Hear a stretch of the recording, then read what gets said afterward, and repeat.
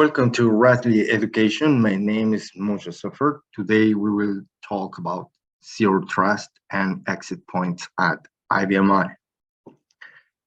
So we will start this webinar. Will be about half an hour. And our main concern is the exit points. But first, we need to define what is zero trust. So zero trust, it's really in the mouth of everyone right now. And some people speak about zero trust because they don't give the meaning of zero trust. So first, we need to take in consideration the following phrase: never trust, always verify. That's the main concept in all the zero trust architecture. And why to move to a zero trust approach? Zero trust was created based on the realization that the traditional security is outdated. How is this possible? Well, this is possible because on the traditional approach, we focus on the sign-on. We focus on the perimeter security. But once a user is inside the network and is inside the system, we assume that it is safe. In zero trust, this is not the case.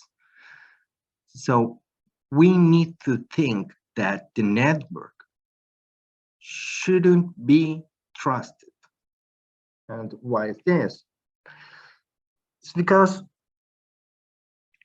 every time there is an attack, this attack or start with fake credential or start at an exit point or start at a point where the security has a failure, or maybe it's a 0-day attack, but it's always inside the network. It's not from outside. It originates inside. So the zero trust model, to make it simple, we will divide it in devices, data, networks, workload, and people. And in this case, we will try to make a short definition of each one of them. Devices is that you have to take control and know every device that is connected to your network. And data is that you need to verify the data in transit and at rest. So you need to know what is your data, how sensible it is, if you need to make encryption or not. In the network, it's the most critical issue because we're talking about the zero trust concept is after the user logged the network. So in the first place, we need to know our network and we need to make our network safe. The workload is how to manage the workload inside the network and inside the servers. So the workload refers that we should be using some cloud storage and we should be using some ICAP client for antivirus, for example. And the people, it's about how much privilege the user has. In a zero trust approach, we need to try to get the profiles with the less possible privileges always. So only that someone really needs the privilege, we will give the privilege to make some task. If it's not the case, we shouldn't. And this is really, really hard on the IBM because we have authorities and usually the authorities go up, but people tend to forget to make them go down. So it's a case that we will be talking in another webinar in the next month. And now we will talk about the exit point.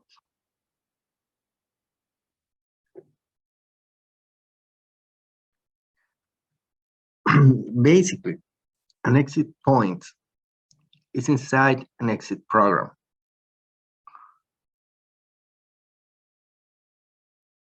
And when we have an exit point, the exit program can take control and make functions and make comments and execute another exit programs.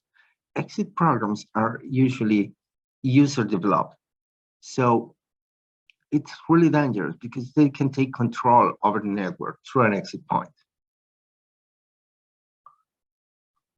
When you exploit an exit point vulnerability that obviously exists in the IBM platform, the user can make a remote TCP/IP application, and it can use the protocol and the service to connect to the server remotely. So this is the point when we have the biggest vulnerability on the IBM exit points, because the user can exploit this TCP/IP connection, call an application, download data, encrypt data, steal data, etc., etc., etc. This is the case how many ransomware malware works. So what we need to do, we need to secure this part, that is the network. And we should also secure the people, because to enter and to call some comments, maybe you need some credentials.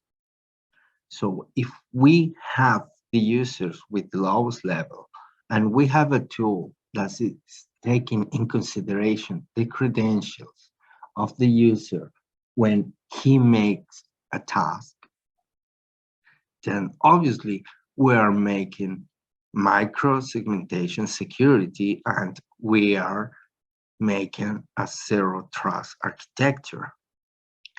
To protect the firewall, we need firewall. And to protect the user and the intrusion prevention, we need the firewall, and we can reinforce that firewall abilities with MFA, that's multi-factor authentication. A traditional approach asks, where are you coming from? You're coming from the cloud, for another server, for a database, you're coming from the internet, from a phone, from a PC, from a program, from code, etc., etc., etc. But in zero trust, we don't ask, where are you coming from? We ask, who are you? And who are you is who is the user that is getting access to the system, because the user is the main character in this, it's the main character. So we need to focus on who is the user. We cannot forget where he's coming from, obviously, because zero trust and traditional security must work together. So if we use multi-factor authentication, we know where are you from and who are you? Because the signals entering the system will enter from a user and location and a device, and is on real time and using this application, and they will verify the access, allowing the access without MFA, or require an MFA, or block the access. And then he will enter to the access. So in this case, we know where he comes and who he is. But obviously, we are talking about zero trust. So I don't trust you anyway. What's the difference in this? The difference in this is how the firewall works in a traditional perimeter defense versus a zero trust defense inside your data center. So as you can see in the first picture, you have the firewall protecting on the one and internet, but inside there's no firewall at all. So what we do, we increase the east-west traffic inside the data center.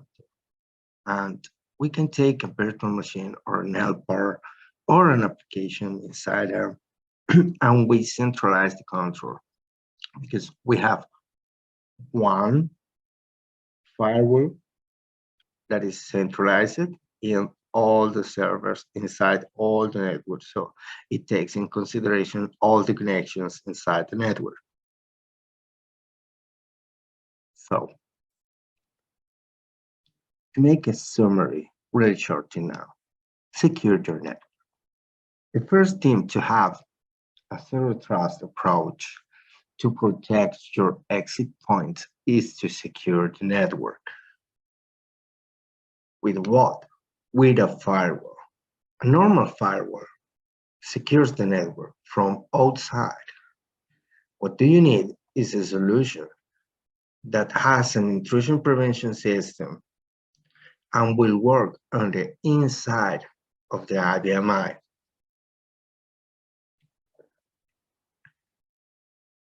For example, if we see the layer security scam, we can notice that the first layer in the top is the exit point security.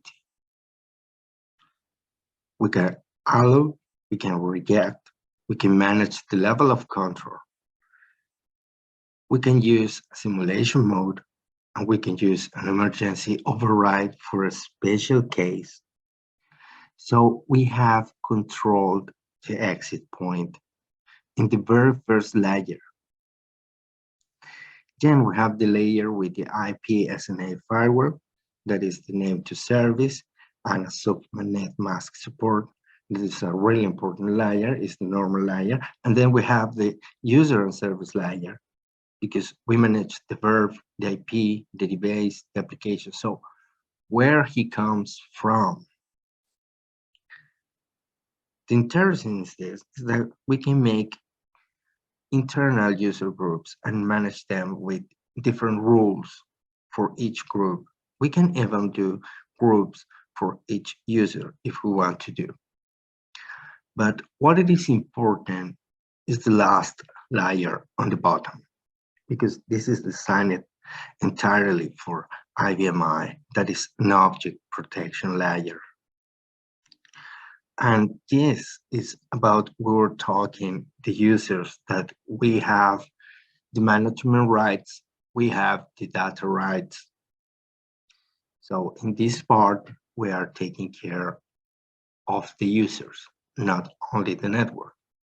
So we are making compliance in two sections of the zero trust approach, just using the firewall. In this case, we need to take in consideration that the firewall will secure the network, but we are assuming that we are securing the network because someone could enter from outside and do malicious code, with or without credentials. So to focus on the exit points, we need to know that someone is getting the code without credentials, that is totally from outside.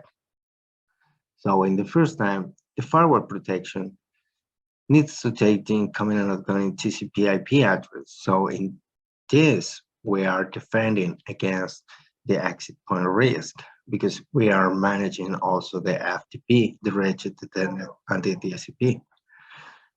And we have a powerful intrusion detection system, and the firewall can trigger proactive response because he can send a message and he can perform some actions if you have the module of iSecuirity action installed on your IBM.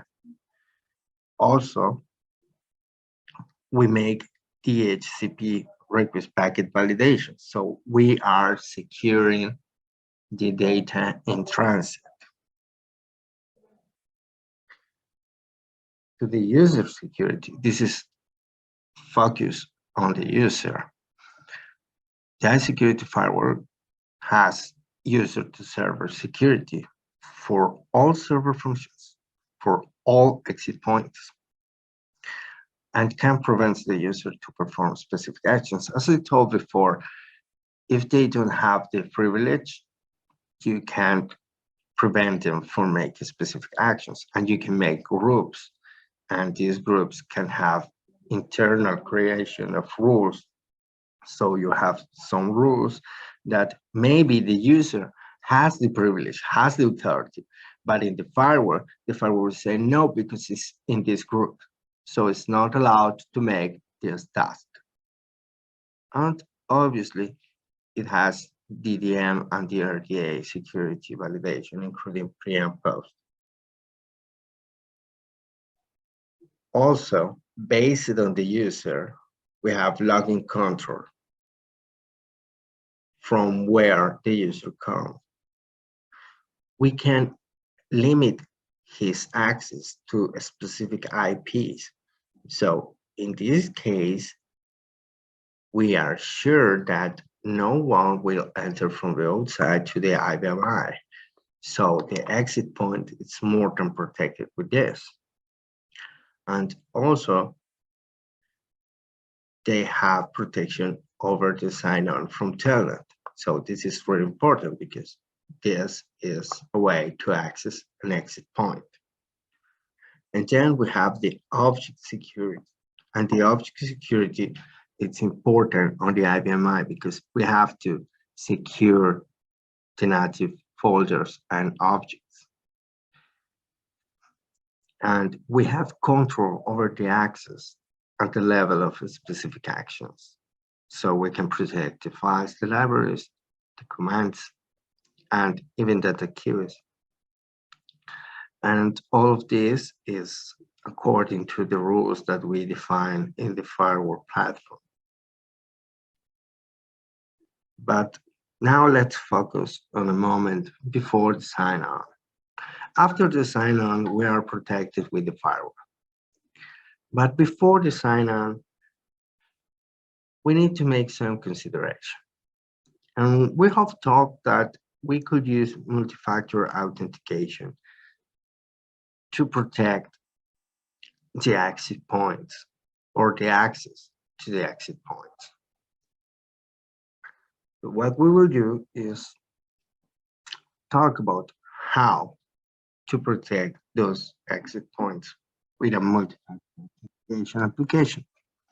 So the first, we need to focus that this MFA, the iSecuirity MFA, is in a single step and is based on the person and the IP group. As based on the person and the IP group will give us the solution to protect the exit point. Because first, we will enter with an MFA token. So if the hacker doesn't have the credentials, he can try to enter.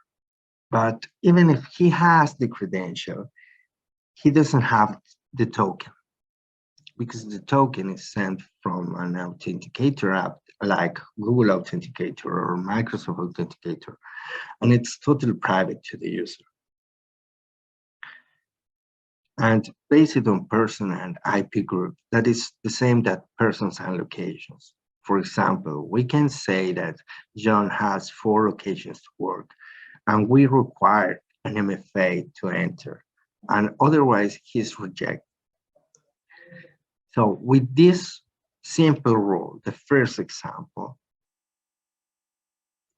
we are protecting every sign-on, not only in the sign-on screen, but also on the FTP or the TCP IP and FTP client, FTP server. We are protecting UDBC. We are protecting all the possible exit points, and the user needs to make a multi-factor authentication and needs to be in one of the designated locations, because otherwise the connection is rejected and he is disconnected from the server.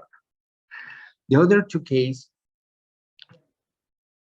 are not for a zero trust approach, because the other 2 are just based on the sign-on. For example, Natalie, it's not required from those 2, but it's required from inside. But the problem is if someone is using Natalie credentials from the inside of the organization, I'm not protected anymore. And Matthew doesn't require MFA because he can enter from the office physically in Tel Aviv or from his home to a VPN.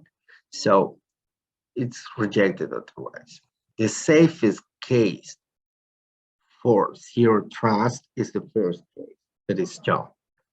So the MFI is required from the locations that are assigned to them, and he is rejected in any other case. As a summary, we need a firewall like the iSecuirity firewall, protecting all the IBM exit points and servers, protecting all the communication protocols, and total control what the users might do after the access is granted, with intrusion detection, with subnet mask filtering, with protection for native and IPS subject, and with remote logon security limits IP address. And we need to put an additional layer of security in the logon with iSecuirity MFA. So one authentication is enough for all the personal activities from the same IP from the specific time. This is very important because if one user has done the multi-factor authentication and entered the system, and someone with the credentials from the same user is trying to enter from a different location, it will need to get authenticated again. So there is no point that the intruder can use the same credentials when they are on the system. And it controls the sign up in one step. So one step, it's really useful because you don't have multiple steps, so you don't have places in which you're sending extra parameters. It's just a modified logon screen. And also, the MFA can be used to protect FTP servers, RAID clients, ODBC, remote command, and TDM and RDA. So with this, we are making safe the points in a zero trust approach that gives you the security that we need for the IDMI. If you have any questions, I recommend you to put those questions on the comments in our YouTube channel. This webinar will be available soon, and when it's available, someone from the support of Raz-Lee will answer all the technical questions that you write there. Hope you have a great day. See you in another opportunity.